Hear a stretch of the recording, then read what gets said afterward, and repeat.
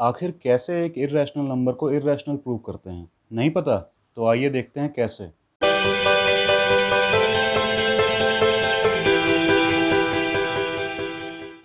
So hello friends and students, my name is Umang and welcome to the E square classes. तो आज हम आपके लिए लेकर आए हैं रियल नंबर्स का लेक्चर 3। और अगर अभी तक आपने लेक्चर 1 और 2 नहीं देखे हैं तो आप जाके देख सकते हैं, मैं आई बटन में लिंक दे रहा हूँ। ठीक है, तो आज लेक्चर 3 में हम पढ़ेंगे रिविजिटिंग इर्रेशनल नंबर्स। इसमें बेसिकली होता कुछ भी नहीं है, बस वही इर्रेशनल नंबर्स के बारे में हम थोड़ा सा और पढ़ेंगे। ठीक है, तो इसमें पहली जो चीज़ है वो है एक थ्योरम, जिससे हम ये जानेंगे कि आगे जो क्वेश्चंस आने वाले हैं वो कैसे सॉल्व होंगे। ठीक है, ये थ्योरम क्या है?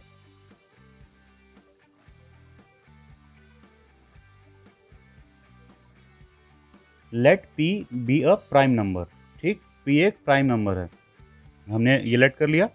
If p divides a square, अगर पी ए स्क्वायर को डिवाइड कर रहा है, then p divides a also. ठीक, पी एक प्राइम नंबर है जो कि ए स्क्वायर को डिवाइड कर सकता है कंप्लीटली। देन क्या लिखा है अब?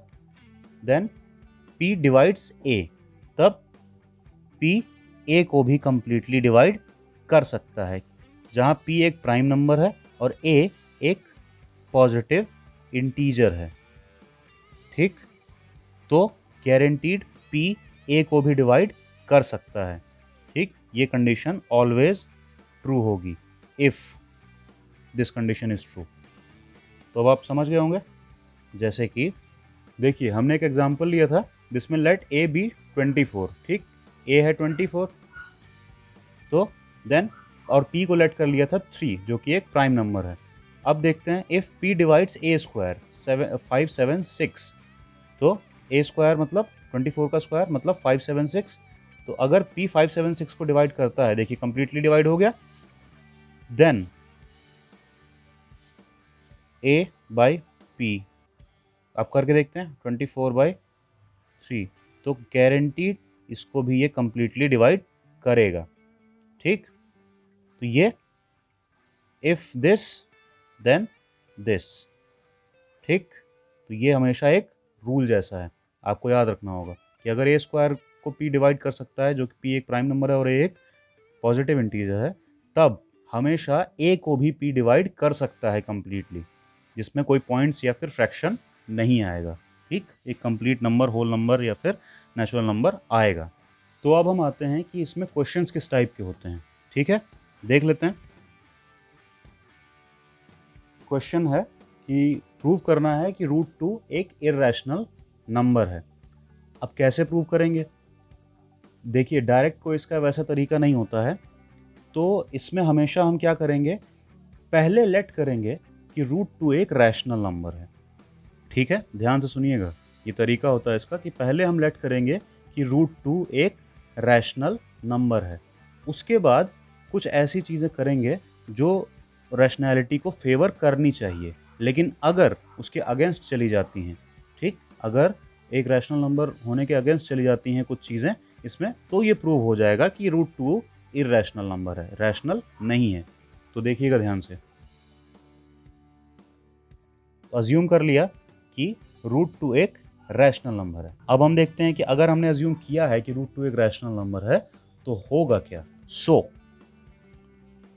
√2 इक्वल्स टू r/s, जहाँ पे r भी एक कोई इंटीजर होगा और s भी एक इंटीजर होगा।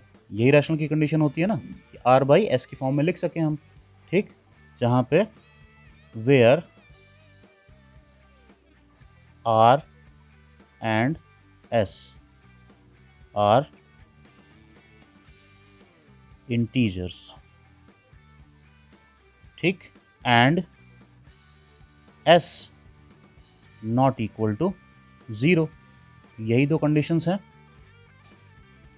इसके लिए कि √2 अगर एक हमने रैशनल नंबर माना है तो √2 is equal to r/s and r and s are integers and s is not equal to 0, means denominator is not equal to 0, क्योंकि वो नंबर को अनडिफाइंड बना देता है। तो अब ये हो गया। ठीक, अब हम देखेंगे let r and s have some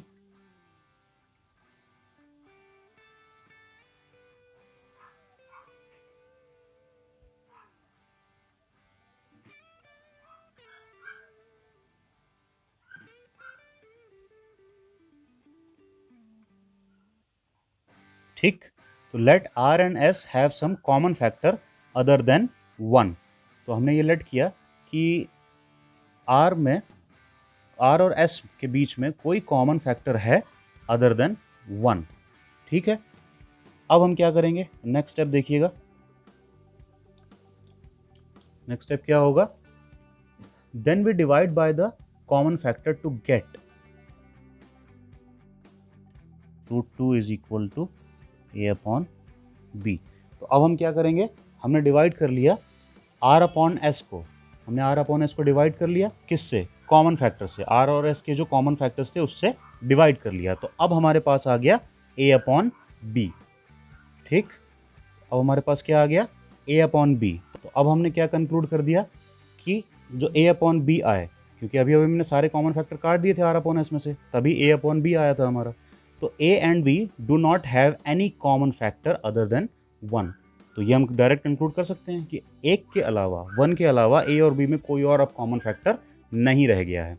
ठीक है, इस बात को बिल्कुल ठीक से ध्यान रखिएगा, यही आगे काम आने वाली है। ठीक है, तो अब हम इसके आगे चलते हैं, क्या होगा अब देखते हैं इसके आगे। सो अब हम b का इधर क्रॉस मल्टीप्लाई करा के b इधर ले आएंगे, तो b root 2 equals to a, ये आ गया। ठीक है, अब क्या करेंगे हम, b root 2 equals to a आ गया। अब हम करेंगे स्क्वायरिंग बोथ साइड, ये स्टेप्स हैं।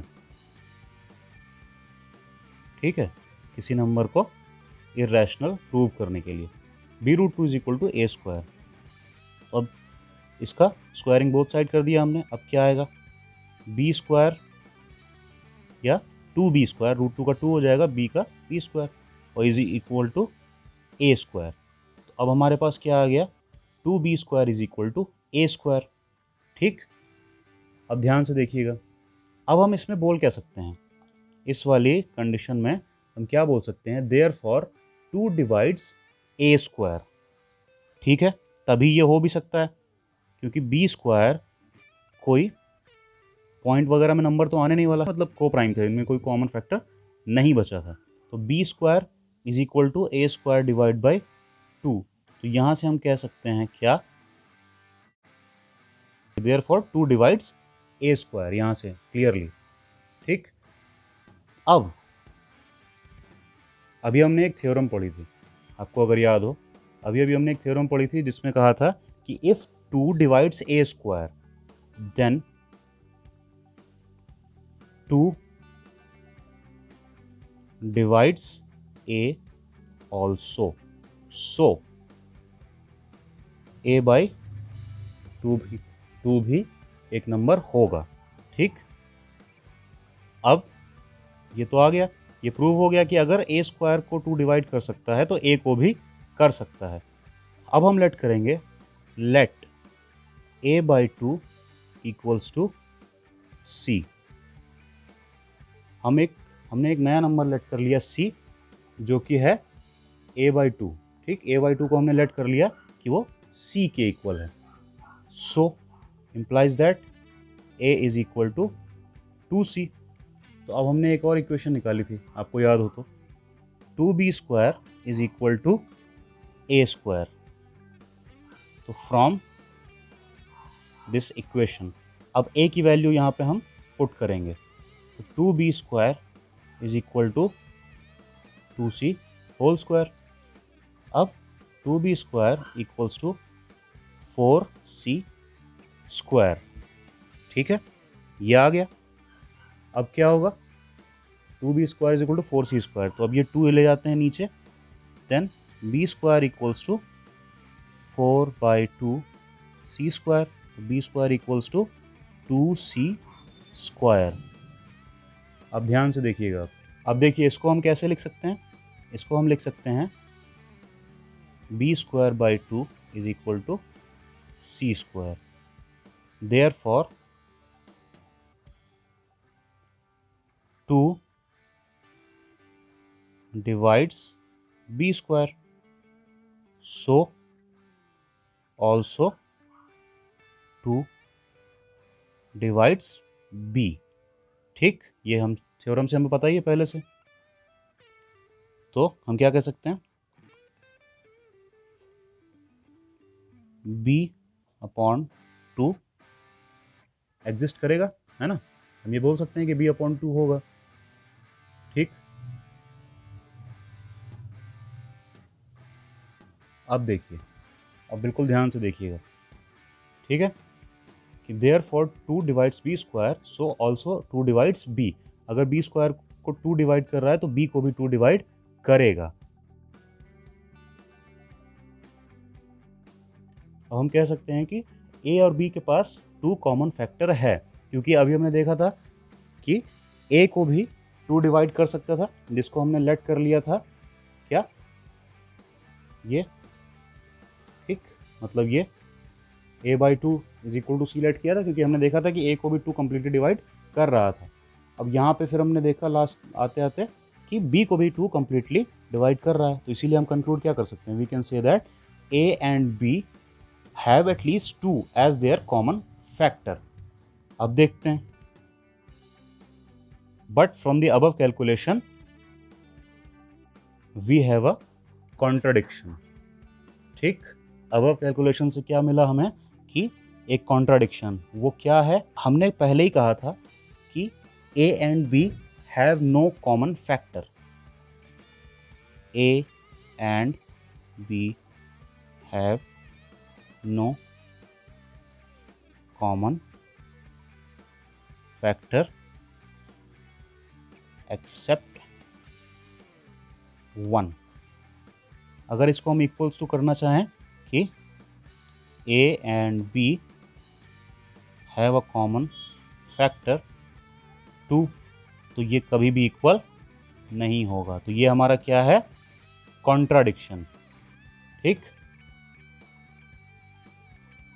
अब ये कॉन्ट्राडिक्शन क्या प्रूव करता है, means the condition we have let was false, मतलब कि जो हमने कंडीशन लेट की थी स्टार्टिंग में वो फॉल्स है, implies that root 2 is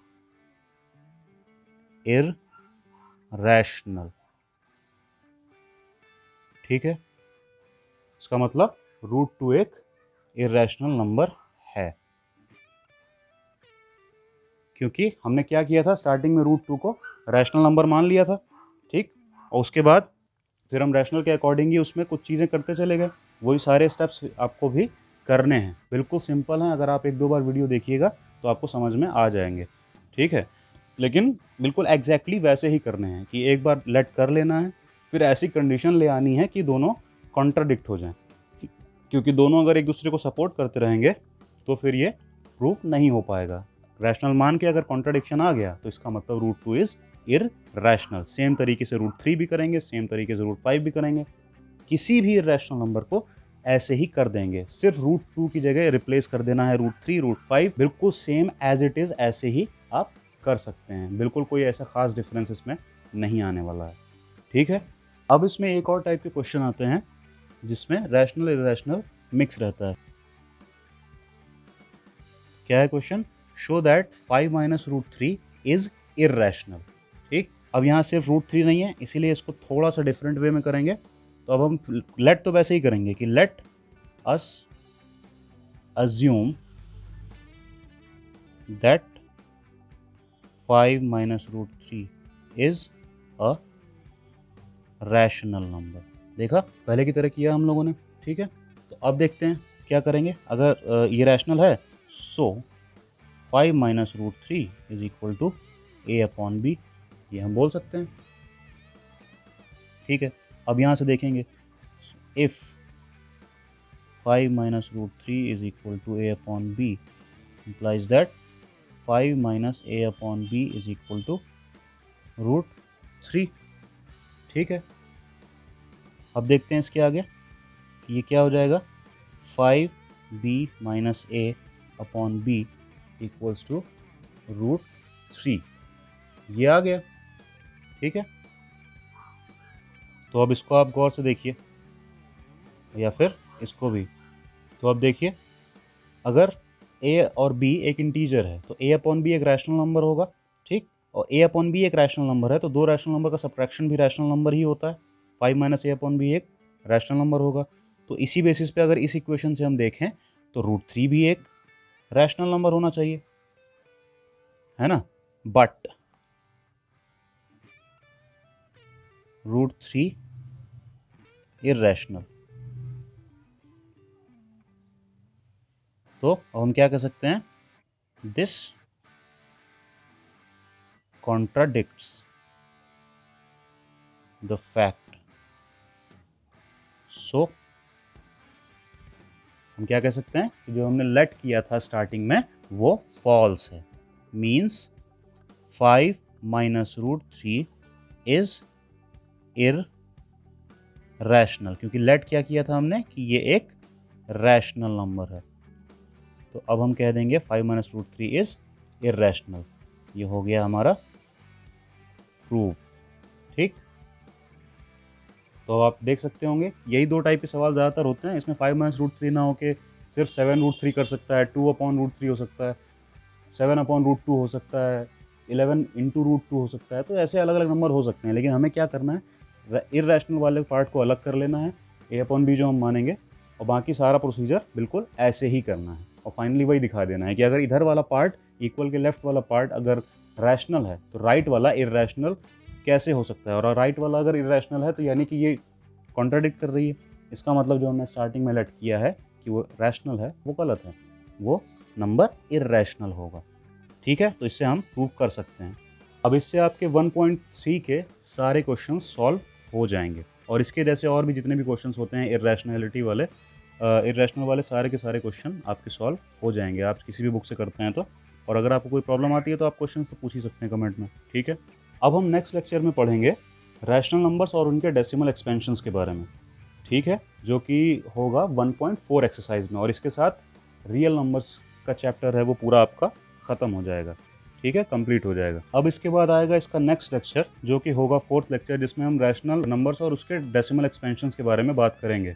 तो ध्यान रखिए, वो वीडियो देखने के लिए ज़रूर सब्सक्राइब करके बेल आइकन दबा के ऑल कर लीजिए, ताकि आपको वो वीडियो का नोटिफिकेशन मिल जाए।